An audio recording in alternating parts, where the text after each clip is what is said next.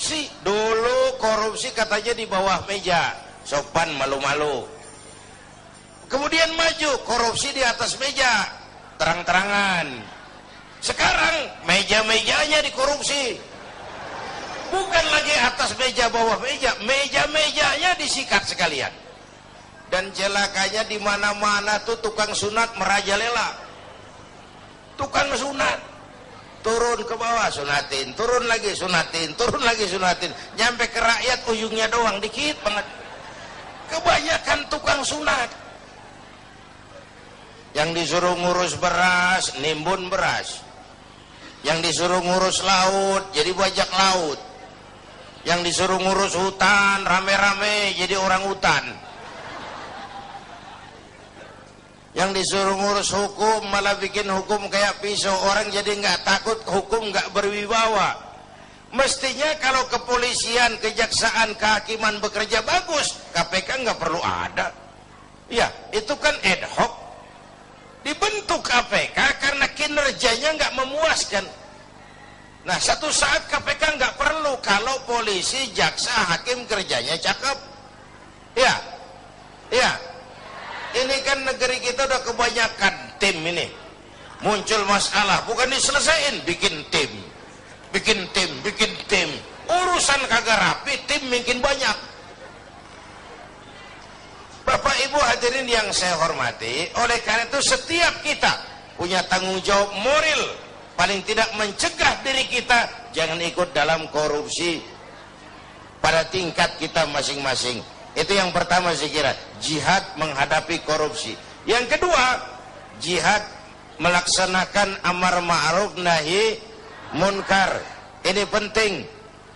Sebab kalau yang ma'ruf jalan, yang munkar jalan, yang munkar itu mengundang murka Allah. Kalau murka Allah turun, bencana nggak nimpa yang zalim saja, yang baik-baik kena jatahnya. Saudara makan nangka kena getahnya, itu resiko. Saudara nggak makan nangka kena getahnya, itu sial namanya.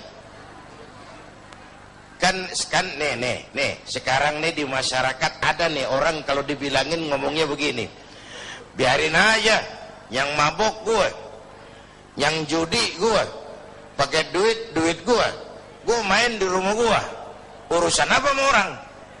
Yang zina gue, yang bayar pelacur gue, mau enak mau penyakit urusan gue, lu ngapa jadi repot? Ada tuh orang kalau dibilangin nyautnya begitu, ada nggak? Yang mana?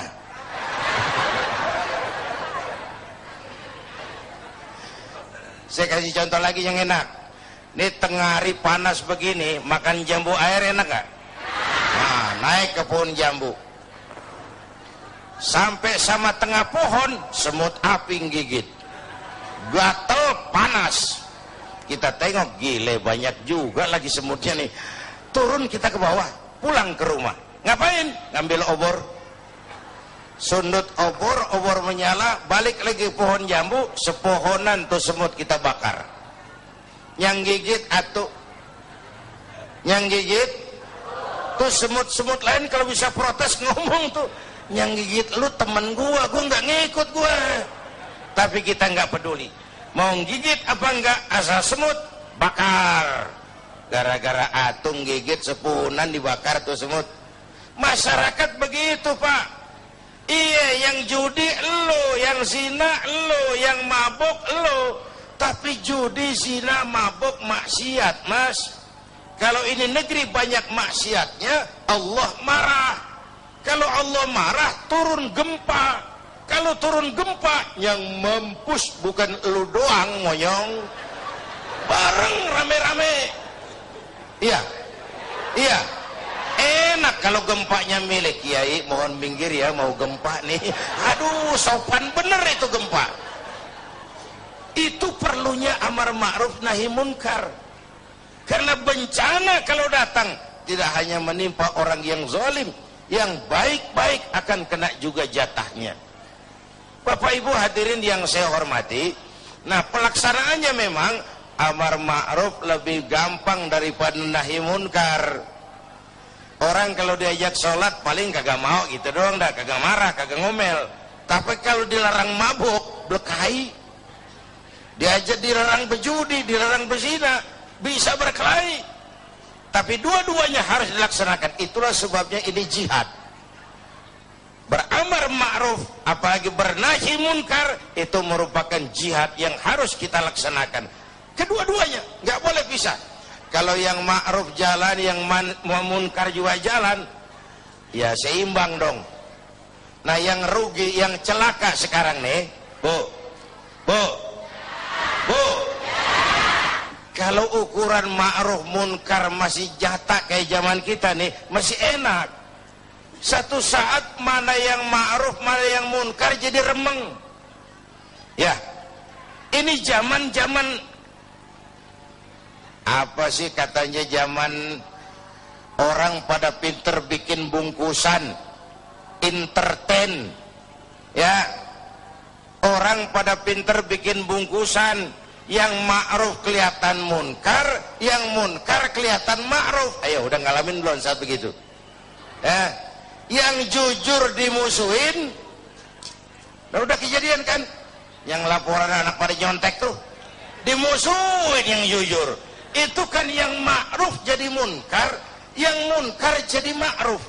Terbalik nilai masyarakat kita. Ini menyedihkan, ini memprihatinkan, ini musibah. Kalau yang ma'ruf jadi munkar, yang munkar jadi ma'ruf, mau apa lagi kita? Masya Allah. Jangan sampai kita berharap ini Kiai, seperti yang Kiai katakan tadi, jangan sampai azab ini menimpa negara kita. Karena jujur saja bahwa negara kita ini masih terus membutuhkan petunjuk-petunjuk, kemudian jalan-jalan keluar, dan itulah fungsinya dari ulama. Sekali lagi, saling memberikan, mengingatkan kepada Anda. Tentunya para pemimpin, cuman dibutuhkan kejujuran di sini. Apakah kita mau diingatkan dengan agama itu? Nah, pemirsa, kita akan membahas lebih dalam lagi tentang materi kita, menanamkan sifat jihad dalam diri bangsa ini. Tentunya setelah pesan-pesan berikut, tetaplah dalam DMI Indonesiaku.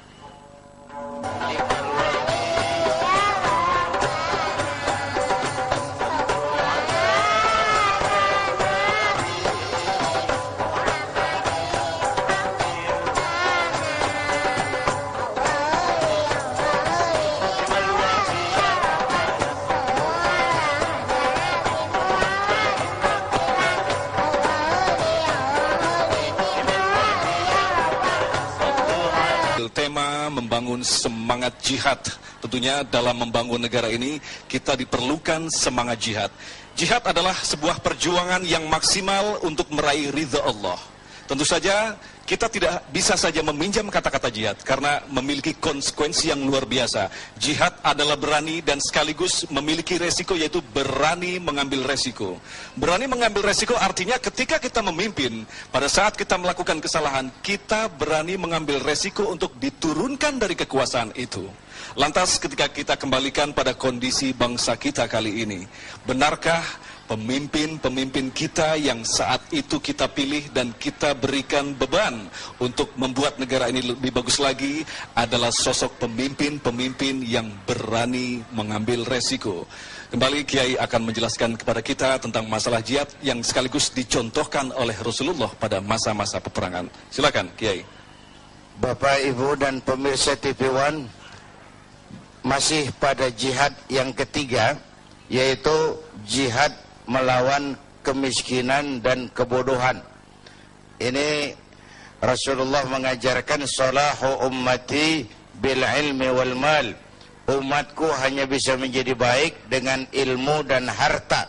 Artinya dengan pendidikan dan ekonomi.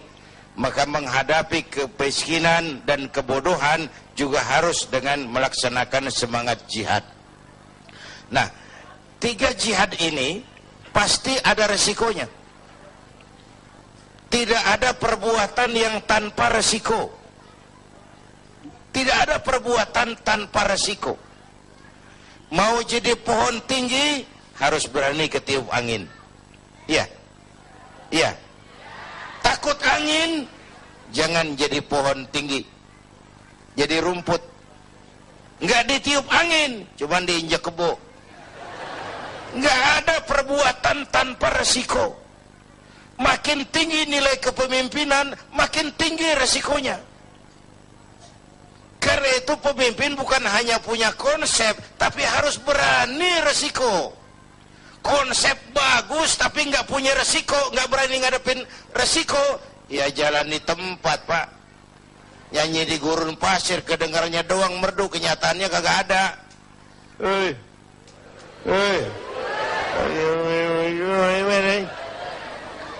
Konsep bagus tapi nggak berani resiko, nyanyi di gurun pasir, merdu tapi nggak ada yang dengerin, nggak ada hasilnya. Kalau ngambil contoh dari baginda Rasulullah Shallallahu Alaihi Wasallam, beliau itu pertama sejak kecil ditempa oleh kesulitan. Lahir ke dunia nggak sempat ngeliat bapak. Umur 6 tahun ditinggal emak. Umur 9 tahun ngangon kambing. Remajanya nggak dikolokin. Dari sini lahir jiwa prajurit, tegar, tahan banting, nggak cengeng, berani resiko, berani ngadepin resiko. Padahal jihadnya mula-mula teror mental, gagal teror mental, teror fisik. Muhammad, jangan macam-macam, kamu mau apa? Kami ngerti Bani Hashim tidak bisnis, mau kaya, ngomong. Mau jabatan tinggi, jadi apa? Ngomong. Nggak usah ikut pilkada, ngomong. Mau perempuan cantik, anak siapa? Ngomong. Teror mental, gagal. Teror fisik, gagal. Kenapa? Beliau siap ngadepin resiko, berani. Sekali kaki melangkah ke depan, pantang surut mundur ke belakang. Itu namanya pemimpin. Jangan cuma ngatur penampilan pemimpin mah, berani resiko.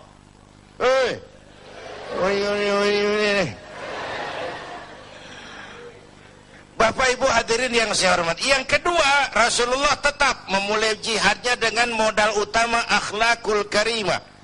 Memperbaiki akhlak pakai akhlak. Budi pekertinya luhur. Dipuji oleh Allah, wa innaka la'ala khuluqin azim. Yang ketiga, beliau pandai menginventarisir potensi. Kalau mau jihad harus ada kebersamaan, Pak.